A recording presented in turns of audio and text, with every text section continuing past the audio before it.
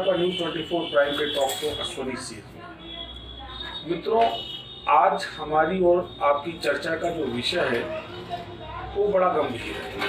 गंभीर इसलिए कि वो विषय देश की अखंडता, अक्षुण्णता और एकता से संबंधित है। विषय का उद्भव होता है आज प्रधानमंत्री द्वारा अपने निर्देश में, अपनी देखरेख में एक बड़ी उच्च स्तरीय मीटिंग आहूत की गई, जिसमें NSA डोभाल, गृह मंत्री शाह, शाहिद ताइबी के प्रमुख अधिकारी उसमें उपस्थित रहे। कल जिस तरह कश्मीर में आतंकवादी घटना घटित हुई, उसके बाद में एक तथाकथित गुपकार दस्तावेज के लिए सभा हुई, गुपकार मीटिंग हुई। हालांकि गुपकार एक जगह का नाम है जहां पर ये मीटिंग आहूत हुई थी, जिसमें जो कश्मीर के अलगाववादी नेता हैं वो शामिल हुए थे। ये दोनों तीनों तारतम्य देखते हुए जिस तरीके से प्रधानमंत्री ने ये एक उच्च स्तरीय मीटिंग आहूत की है, ये निसंदेह एक गंभीर विषय है। और विषय इसलिए भी गंभीर है कि ये मामला देश की रक्षा और सुरक्षा से संबंधित है। साथियों, मैं ये नहीं समझ पा रहा, हाँ, इससे पूर्व एक चीज और शेयर करना चाहूंगा कि आज शिवराज सिंह चौहान ने इस गुपकार गैंग को लेकर के एक बड़ी तीखी टिप्पणी पारित की है और इसके ऊपर हजारों करोड़ रुपए की जमीन के घोटाले का भी आरोप लगाया है। ये आरोप प्रत्यारोप की राजनीति आखिर अंजाम तक क्यों नहीं पहुंच रही? जहां एक तरफ हर बार भाजपा ये आरोप लगाती है कि कांग्रेस या उसके अलायंस एंटी नेशनल एक्टिविटीज़ में इन्वॉल्व हैं, एंटी नेशनल एक्टिविटीज़ को सपोर्ट करते हैं। फारूक अब्दुल्ला चीन के माध्यम से 370 लगवाने के लिए भारत में अतिक्रमण करना चाहते हैं। महबूबा मुफ्ती राष्ट्रीय ध्वज नहीं फहराना चाहती है। तो इतने गंभीर मुद्दों के बाद आज तक कार्रवाई क्यों नहीं? तो या ये सारे मुद्दे केवल राजनीतिक हैं? बड़ा गंभीर विषय है।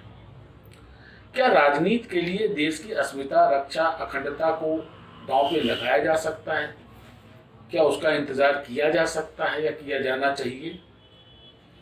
साथियों, कोई भी एक्ट जो एंटी नेशन हो, यदि कोई सामान्य व्यक्ति अगर राष्ट्र के लिए ऐसे शब्दों का उपयोग कर दे, राष्ट्रीय ध्वज को लेकर ऐसी कोई बात कर दे, तो अभी वो 24 घंटे के अंदर गिरफ्तार हो जाएगा, उसके ऊपर NSA लग जाएगा, उसके ऊपर राष्ट्रद्रोह का मुकदमा दाखिल कर दिया जाएगा। परंतु इन नेताओं को इससे बचत क्यों, छूट क्यों? आप आरोप लगा रहे हैं, कार्रवाई क्यों नहीं कर रहे? अगर हजारों करोड़ रुपए की 4200 करोड़ कुछ ऐसा ही एक आरोप शिवराज सिंह चौहान ने लगाया है आज नेशनल टेलीविजन पे इस गुपकार गैंग के लोगों के ऊपर कि इन्होंने इससे ज़्यादा कीमत की जमीन हड़प कर रखी है, वह ढंग से कब्जिया रखी है। तो जहां राष्ट्रीय संपदा का इतनी बड़ी क्षति हो रही है, तो केंद्र सरकार कार्रवाई क्यों नहीं कर रही है? दूसरी चीज, जब बार बार ये आरोप लग रहा है कि गुपकार गैंग के जो लीडरांस हैं, चाहे वो महबूबा मुफ्ती हो, चाहे फारूक अब्दुल्ला हो, गिलानी हो, या अलगाववादी नेता लोन टाइप इस तरीके के जो पहले थे, या आज भी जो उस सोच के लोग हैं, इनके विरुद्ध कार्रवाई क्यों नहीं की जा रही? क्या केवल इसलिए इनको छोड़ा जा सकता है कि ये नेता है? क्या नेता को ये प्रिविलेज भारत का संविधान देता है कि वो जब चाहे राष्ट्र हित की बात करे या राष्ट्र के विरोध की बात करे? एक आम आदमी अगर कोई बात कर दे तो राष्ट्रद्रोह में इमीडिएट पुलिस उठाती है, उसको बंद कर दिया जाता है, उसकी जमानतें नहीं होती है। और इन नेताओं को इतनी छूट दी जा रही है कि ये 370 की बहाली के लिए चीन को लाने की बात कर रहे हैं, ये राष्ट्रीय ध्वज का अपमान कर रहे हैं, हम नहीं उठाएंगे। भाई, हिंदुस्तान में रहेंगे तो क्यों नहीं उठाएंगे? बड़ा सरल सा प्रश्न। क्या आप हिंदुस्तान के संविधान से अलग हैं? या आप राष्ट्रीय जो मानक है और राष्ट्रीय जो प्रतीक है, क्या आप उनका अपमान करने के लिए अधिकृत है केवल इसलिए कि आप नेता हैं? आखिर आप भी तो इसी हिंदुस्तान की जनता के टैक्सों पर पाले जा रहे हैं। आपको जो सुरक्षा मिल रही है, आपको रहने के लिए जो फ्री बंगले मिल रहे हैं, आपको जो सुविधाएं दी जा रही हैं, कहा यह जाता है कि साहब अगर हम कार्रवाई करेंगे तो उसको राजनीतिक दृष्टिकोण से विद्वेषपूर्ण भावना माना जाएगा। माना जाए, राष्ट्र से बढ़कर के कोई भावना थोड़ी हो सकती है। और जो इसके विरोध में आए साथियों, जिस तरीके से यूपी गवर्नमेंट एक्ट ला रही है कि उत्तर प्रदेश में लव जिहाद को लेकर के उनको भी दंड दिया जाएगा जो लव जिहाद में बराबर के शरीकदार हैं या सहयोग करता है, तो क्यों कर नहीं उनको भी दंडित किया जाए जो राष्ट्रद्रोह की इस भाव को समर्थन देते हैं।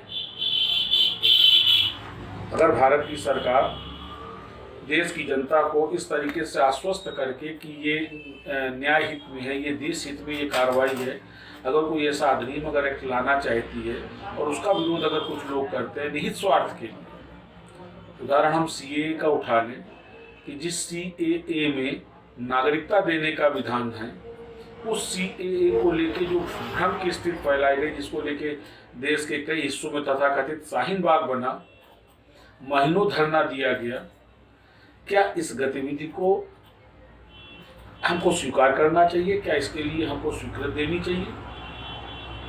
क्यों कर नहीं उन नेताओं पे कार्रवाई हुई जिन्होंने शाहीन बाग में जाकर के उन आंदोलनकारियों को समर्थन दिया?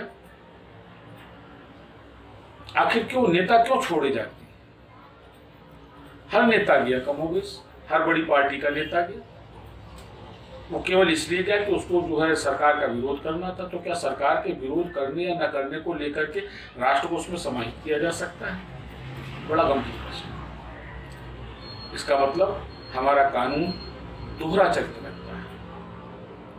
आम जनता के लिए कानून का स्वरूप कुछ अलग है और नेताओं के लिए कानून का स्वरूप कुछ अलग। क्या वजह थी कि एक आपराधिक हत्या अखलाक कांड की मैं बात कर रहा हूँ को लेकर के देश के तथाकथित बुद्धिजीवियों वामपंथी सड़क पर उतर आए थे, अवार्ड वापस करने लगे थे? क्या आप जानते हैं अवार्ड वापसी राष्ट्र का अपमान है? और यदि वो अवार्ड वापसी कर रहे थे तो क्यों कर नहीं अब तक उनको दी गई उस अवार्ड के एवज में सारी सुविधाएं ली गई? केवल इसलिए कि वो तथाकथित बुद्धिजीवी हैं। अब जरूरत आ गई है कि देश की सरकार को राष्ट्र से संबंधित मामलों के लिए कठोर और स्थायी नियम बनाने की, वो चाहे एक आम आदमी हो या नेता, अगर वो राष्ट्र के हित की बात नहीं करता है, राष्ट्र के विरोध की बात करता है, या वो कोई ऐसा वक्तव्य देता है या कोई ऐसा आंदोलन या कार्यक्रम चलाता है जो कि राष्ट्र की अस्मिता को लेकर, राष्ट्र की सुरक्षा को लेकर, राष्ट्र की अखंडता को लेकर के अगर वो हानिकारक है, तो निसंदेह ऐसे नेता पर कार्रवाई हो, और कार्रवाई ना हो ऐसी कठोर कार्रवाई हो कि वो एक नजीर बने। हम देश में नेता इसलिए पालते हैं कि वो जनता की रहनुमाई करें।